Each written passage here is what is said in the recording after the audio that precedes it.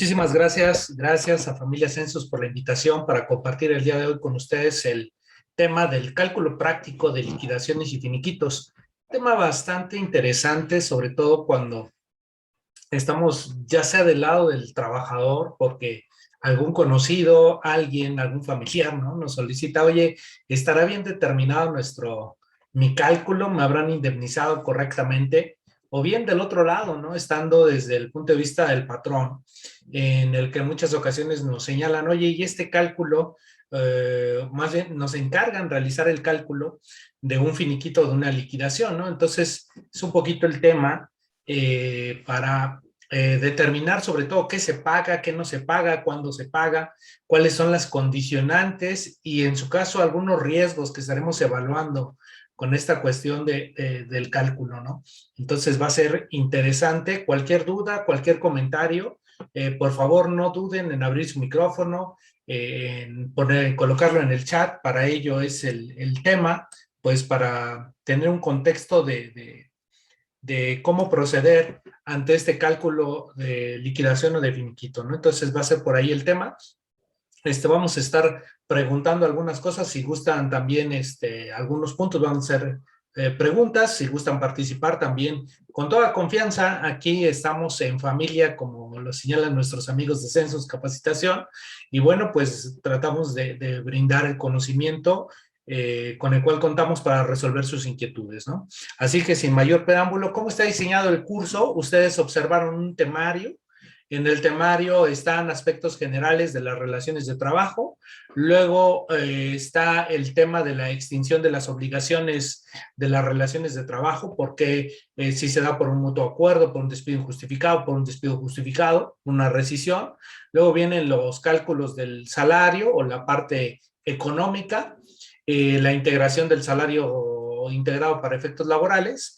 Y por último, la cuestión de los pagos, ¿no? ¿Qué se paga en cada uno de estos temas? Entonces, es un poco el esquema que está dentro del temario. Sin embargo, lo que nos hemos percatado al impartir las sesiones es que en muchas ocasiones, al seguir el orden, por llamarlo así, del temario, muchas veces llegamos a la parte de la integración salarial y queda muy poco tiempo tal vez para ver los casos prácticos. Entonces, hoy con el tiempo que tenemos de 2 horas y media, la intención va a ser, vamos a analizar esos aspectos generales de las relaciones de trabajo, pero vamos a partir primero de un caso práctico, con lo que ahorita nosotros conocemos de cómo determinar una integración salarial, ¿no?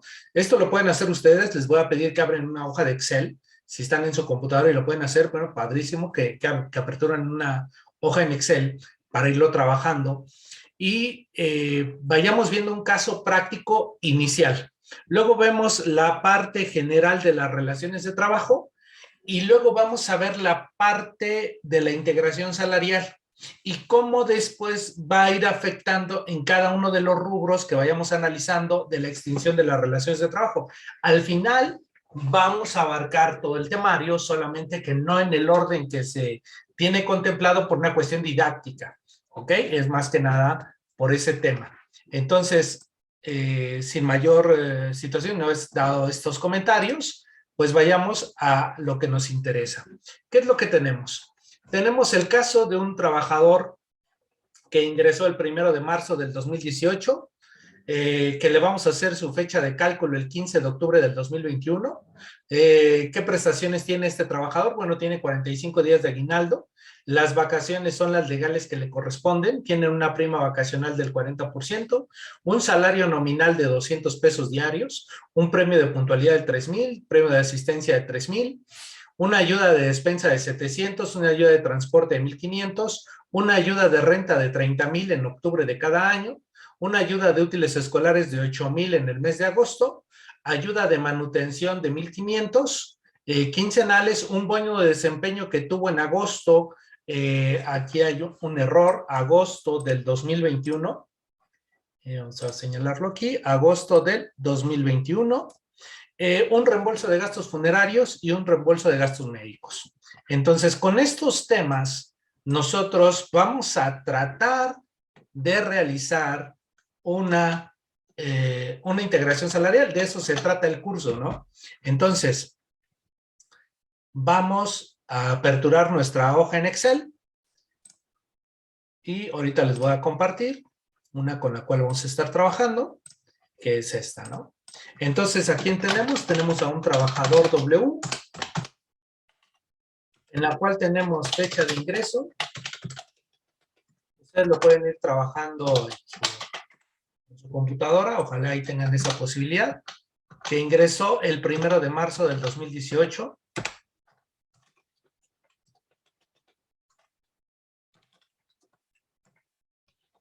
Vamos a cambiarle aquí el formato.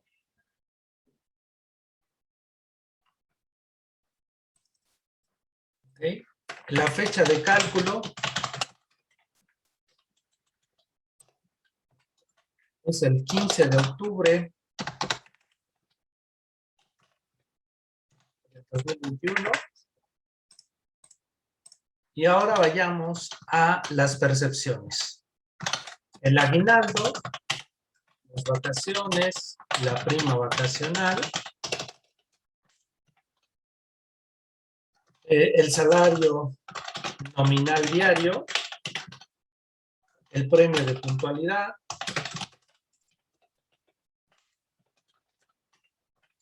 el premio de asistencia,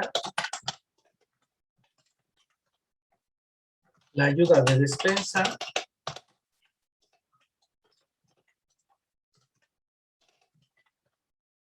la ayuda de transporte, ayuda de renta, ayuda de útiles escolares, ayuda de manutención. Son conceptos que hemos encontrado en diferentes nóminas que hemos revisado, ¿no? Bono de desempeño,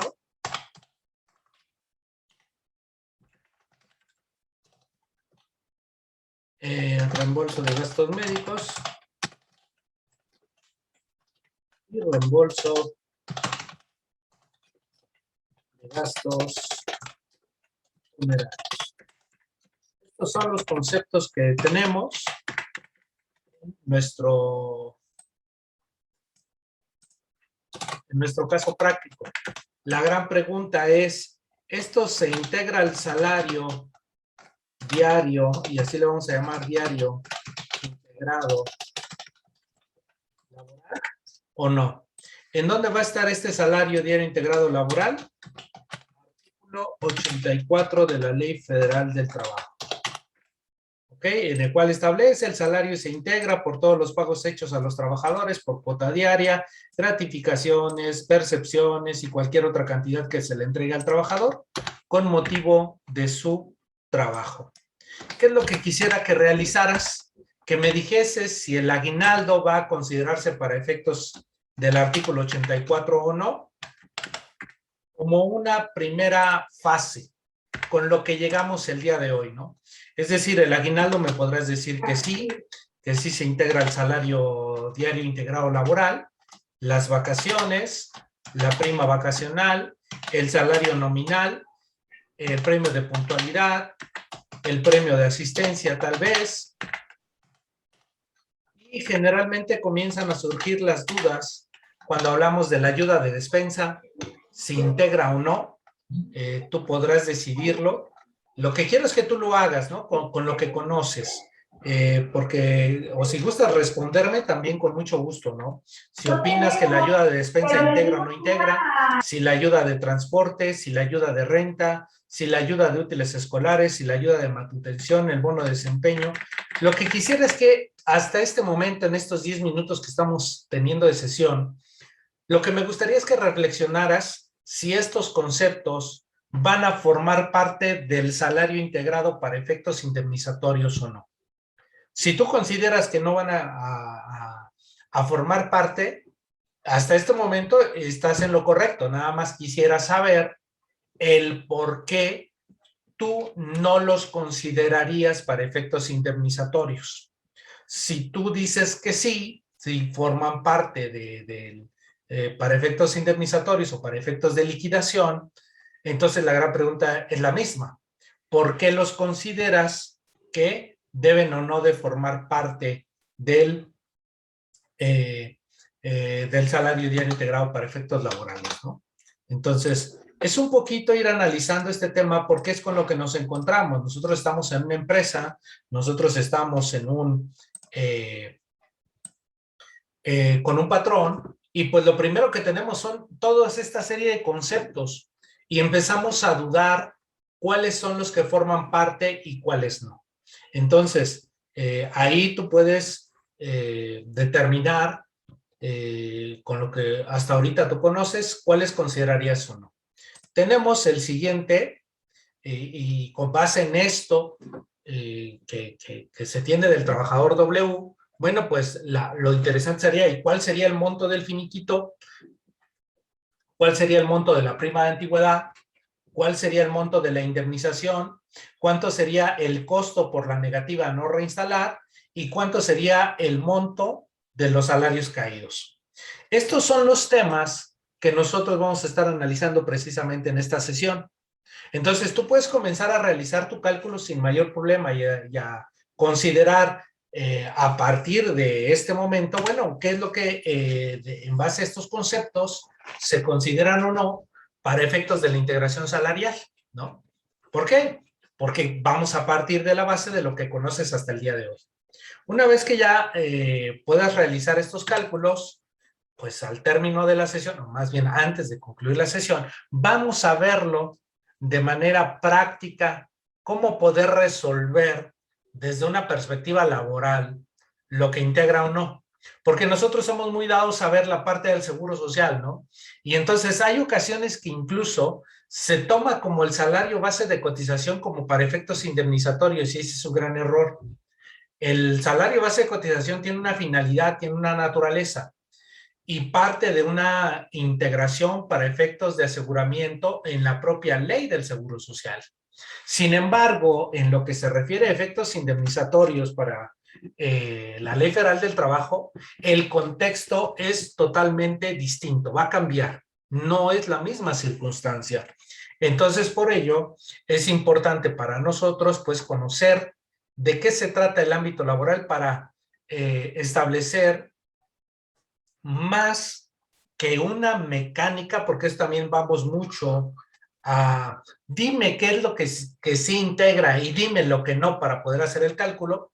No, lo que buscamos nosotros es compartir cómo tú puedes reflexionar si una percepción va a formar parte o no, porque no hay un catálogo, no hay un listado en la Ley Federal del Trabajo que te diga, mira, estos conceptos sí forman parte del salario diario integrado y estos no. Porque si eso existiera, entonces la mayoría de los patrones pagarían todos los conceptos que no se integran para efectos indemnizatorios, ¿no? Y no pagarían ninguno de los que sí forman parte del salario diario integrado laboral. Entonces, por ello es que la norma no es de listados.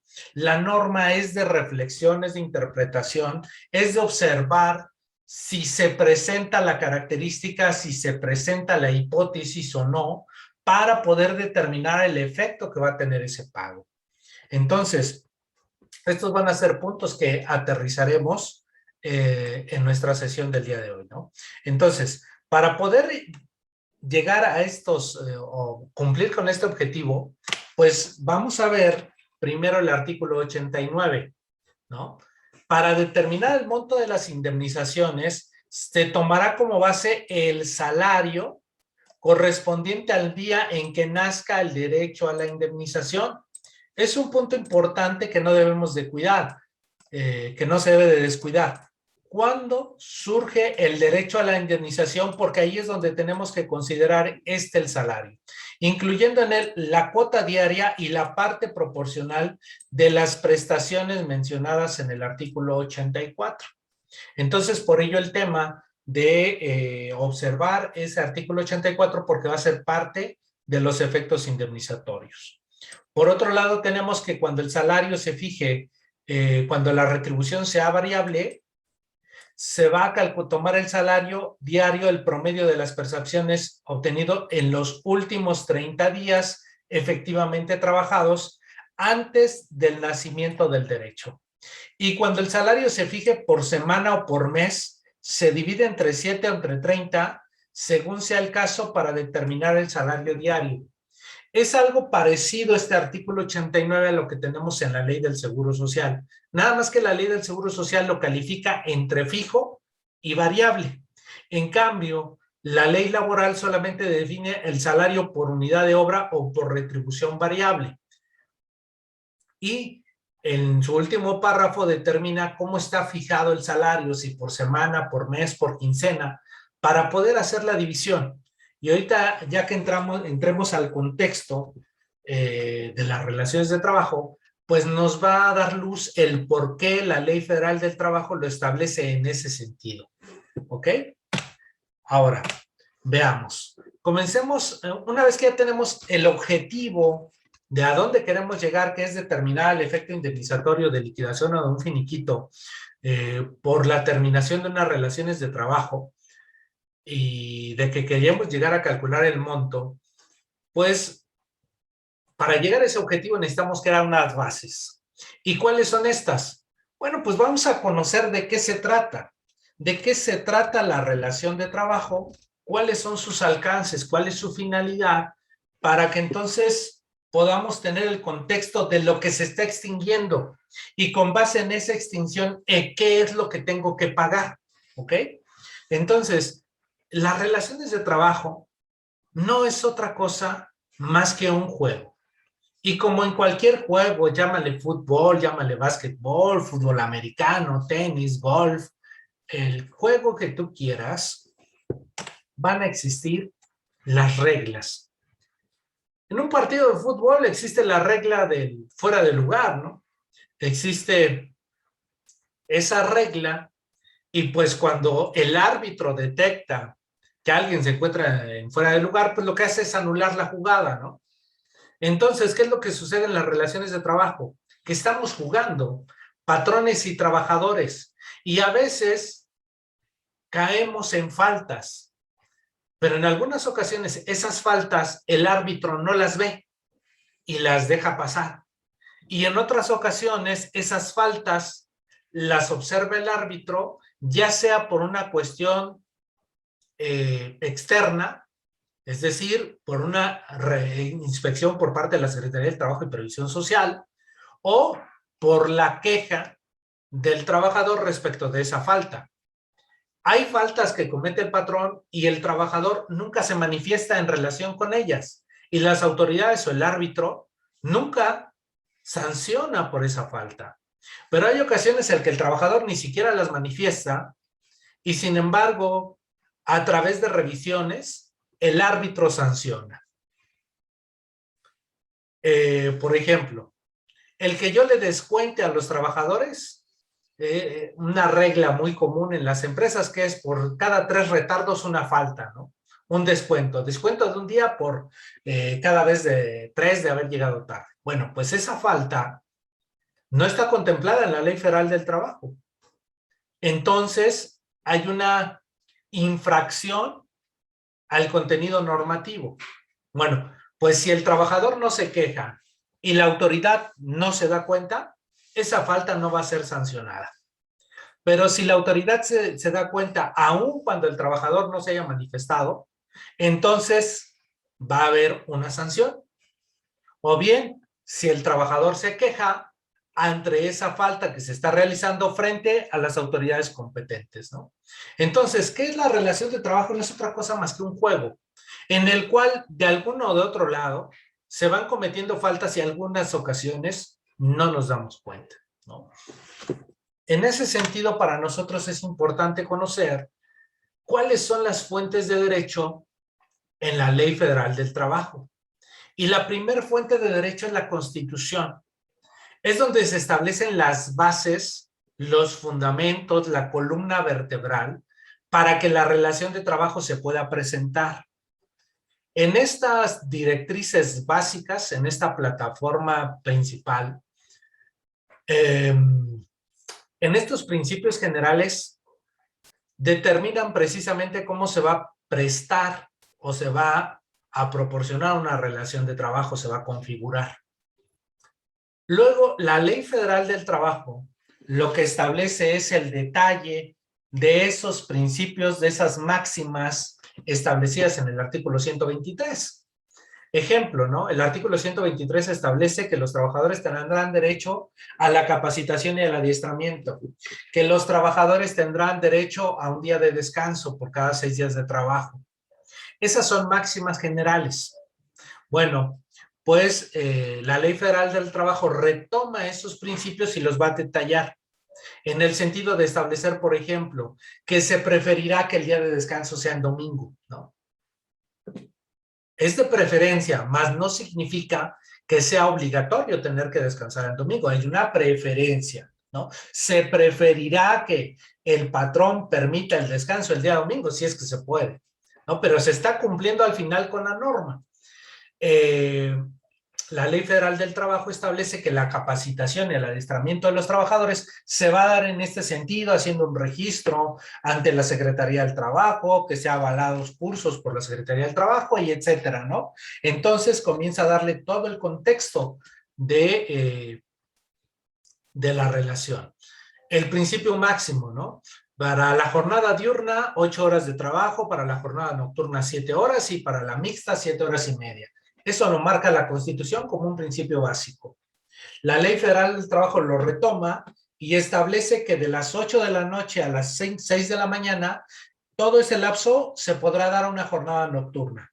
De las 6 de la mañana a las 8 de la noche, todo ese lapso podrá ser una jornada nocturna, o perdón, diurna. Durante ese lapso se puede dar una jornada diurna, desde las 6 de la mañana hasta las 8 de la noche. Y una jornada mixta cuando partes o cuando se toma parte de la jornada nocturna y de la jornada diurna, ¿no? De estos horarios. Entonces, bueno, ahí tenemos la Ley Federal del Trabajo detallando esos conceptos, ¿no?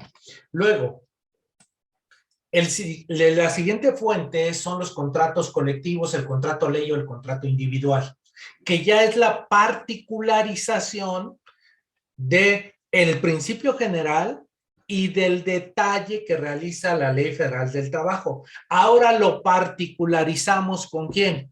Con el patrón X o SADCB y el trabajador Y o el trabajador W. Ahí ya está particularizada, de tal manera que observemos lo siguiente. Según la Constitución, la jornada máxima de trabajo es de 8 horas. La Ley Federal del Trabajo detalla que la jornada diurna se puede dar de las 6 de la mañana a las 8 de la noche. Mi contrato de trabajo, que ya es el de la empresa X con el trabajador W, señala que la hora de entrada es de las 8 de la mañana, 9, 10, 11, 12, 1, 2, 3, a las 4 de la tarde se termina la jornada de trabajo. Entonces, ya particularizando ese principio general y el detalle que da la Ley Federal del Trabajo, se encuentran contenidos dentro de un contrato laboral individual. Entonces, por eso es que es fuente el contrato para ver cómo las directrices principales en las que se marca la relación de trabajo fueron particularizándose. Ahora, el otro tema es la jurisprudencia, pero como fuente de derecho. En muchas ocasiones nosotros escuchamos que ya salió una jurisprudencia, ya se emitió una jurisprudencia y por lo tanto pareciera ser que nos obliga a tener que seguir esa jurisprudencia y es totalmente falso. Una jurisprudencia nunca va a obligar al patrón y nunca va a obligar al trabajador. Las jurisprudencias, los criterios jurisdiccionales, que son las opiniones o la forma de resolver una controversia por parte del Poder Judicial, son aplicables únicamente cuando se trate de controversias que se estén dirimiendo en los tribunales. Entonces puede que haya salido una jurisprudencia, sí, pero yo nunca estoy en controversia con mis trabajadores, vamos a poner ese ejemplo. Yo nunca estoy en controversia con mis trabajadores. A mis trabajadores les pago, todo bien, nunca me han demandado mis extrabajadores, de tal manera que la jurisprudencia nunca me aplicó.